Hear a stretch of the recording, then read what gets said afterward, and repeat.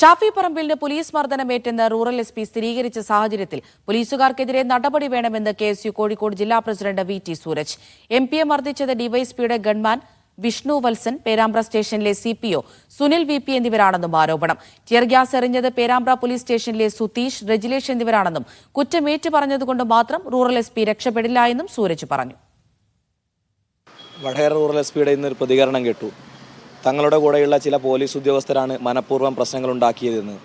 Rural എസ്.പിയോട് ഞങ്ങൾക്കൊരു കാര്യം പറയാനുള്ളത്, എസ്.പി ബൈജുവിൻ്റെ പോയ കാലത്തെ കാര്യങ്ങളൊന്നും ഞങ്ങളാരും മറന്നിട്ടില്ല. ഈ സംഭവം ഉണ്ടായതിനു ശേഷം ഷാഫി പറമ്പിൽ എം.പിക്ക് മർദ്ദനമേറ്റ ദിവസം അന്ന് രാത്രി റൂറൽ എസ്.പി പറഞ്ഞത് ലാത്തി കൊണ്ടുള്ള പ്രയോഗങ്ങളൊന്നും അവിടെ നടന്നിട്ടില്ല എന്നാണ്. പിന്നീട് ദൃശ്യങ്ങൾ സഹിതം പുറത്തു വന്നപ്പോഴാണ് എസ്.പി കീഴ്മേൽ മറിഞ്ഞുകൊണ്ട് തങ്ങളുടെ കൂട്ടത്തിലുള്ള ചില ആളുകളാണ് പ്രശ്നമുണ്ടാക്കിയത് എന്നും AI ടൂൾ ഉപയോഗിച്ചുകൊണ്ട് അവരെ കണ്ടെത്താനുള്ള ശ്രമം നടത്തിക്കൊണ്ടിരിക്കുകയാണ് എന്നും പറയുന്നത്.